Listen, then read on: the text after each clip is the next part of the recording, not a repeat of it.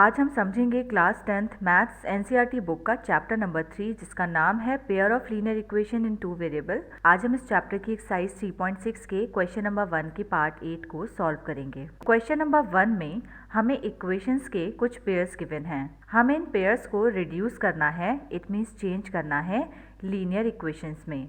उसके बाद हमें उन्हें सॉल्व भी करना है। आज इस वीडियो में हम सॉल्व करेंगे लास्ट वाला part, it means part 8। Part 8 में हमें ये दो इक्वेशन गिवन है। सबसे पहले हम इन इक्वेशंस को कुछ कंसीडर कर लेते हैं। मान लेते हैं ये इक्वेशंस हैं 1 एंड 2। अब अगर आप इन दोनों इक्वेशन को ध्यान से देखेंगे तो यहाँ डिनोमिनेटर में आपको कुछ वेरिएबल्स दिखाई देंगे। जैसे कि यहाँ फर्स्ट टर्म में लिखा है 1/3x + y। इसी तरह से सेकेंड इक्वेशन में भी आपको दिख रहा होगा कि नीचे की साइड लिखा है 3x + y। It means first और सेकेंड इक्वेशन में जो डिनोमिनेटर में आपको वेरिएबल्स दिख रहे हैं ये सेम हैं। यहाँ भी 3x + y है और यहाँ भी 3x + y है। सेम ऐसे ही सेकेंड वाली जो टर्म है यहाँ पर भी डिनोमिनेटर में जो वेरिएबल्स हैं वो सेम दिख रहे हैं। देखिए ऊपर है 3x - y और सेकेंड इक्वेशन में भी यहाँ पर है 3x - y।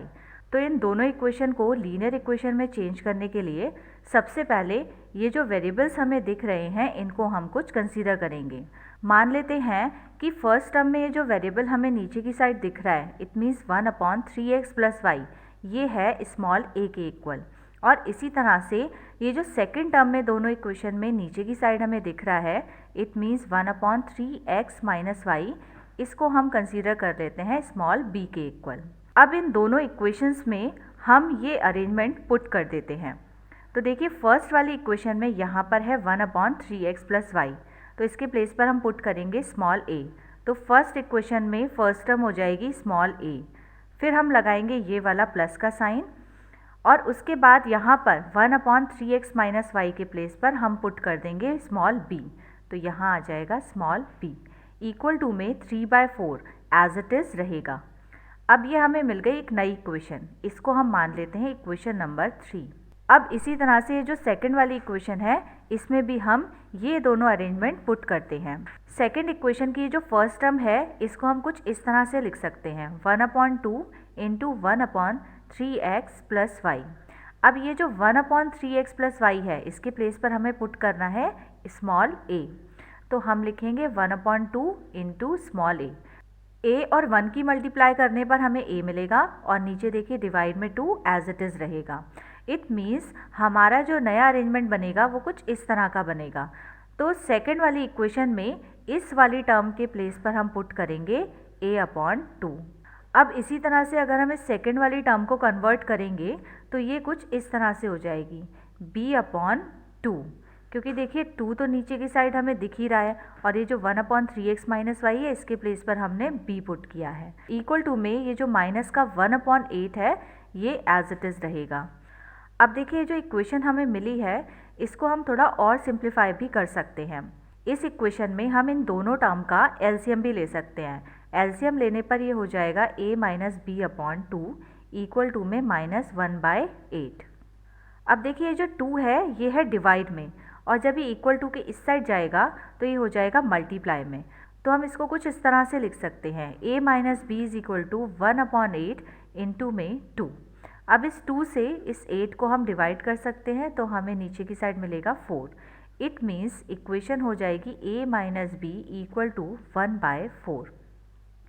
अब ये जो इक्वेशन हमें मिली है इसको हम मान लेते हैं इक्वेशन नंबर 4। अब ये जो इक्वेशन नंबर 3 एंड 4 हैं इनको हम सॉल्व करेंगे एलिमिनेशन मेथड से। तो हमें लिखना होगा बाय एलिमिनेशन मेथड। अब इक्वेशन नंबर 3 एंड 4 को हम ऐड कर देंगे। तो हम लिखेंगे adding equation 3 and 4।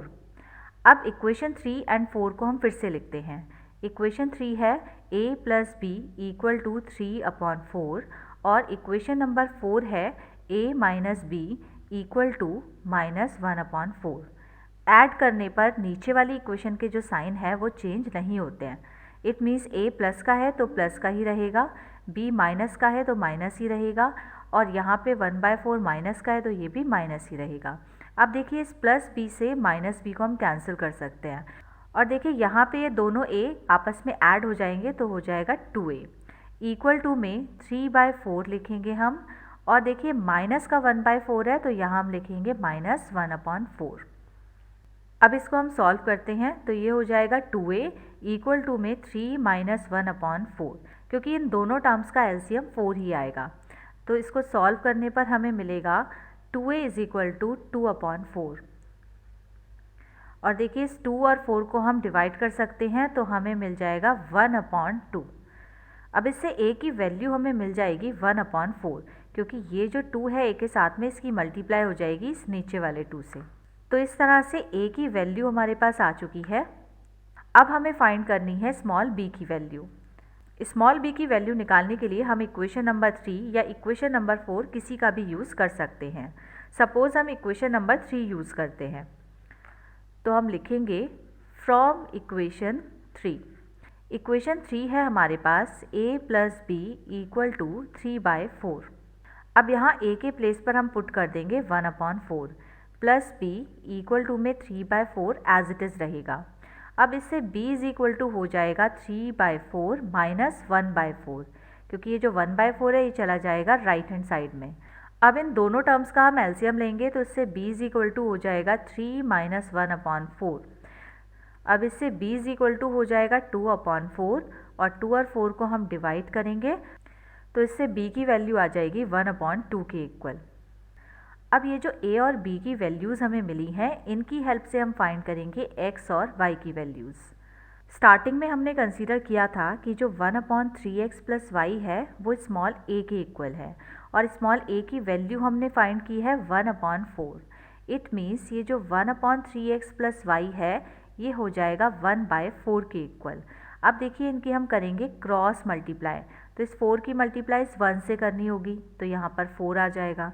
Equal to में ये जो 3x + y है इसकी मल्टीप्लाई हम 1 से करेंगे तो यहाँ पर आ जाएगा 3x + y। इसको हम ऐसे भी लिख सकते हैं 3x + y इक्वल टू 4। अब देखिए कुछ नई इक्वेशन हमें लग रही है तो हम इसको मान लेते हैं इक्वेशन नंबर 5। अब इसी तरह से स्टार्टिंग में हमने कंसीडर किया था कि 1/3x - y जो है वो स्मॉल b के इक्वल है और स्मॉल b की वैल्यू हमने निकाली है 1/2 के equal. It means 1/3x - y equal हो जाएगा 1/2 के। अब इसकी भी हम करेंगे क्रॉस मल्टीप्लाई, तो इस 2 की मल्टीप्लाई 1 से करते हैं तो 2 × 1 = 2 हो गया और 3x - y की मल्टीप्लाई इस 1 से करेंगे तो यहाँ आ जाएगा 3x - y।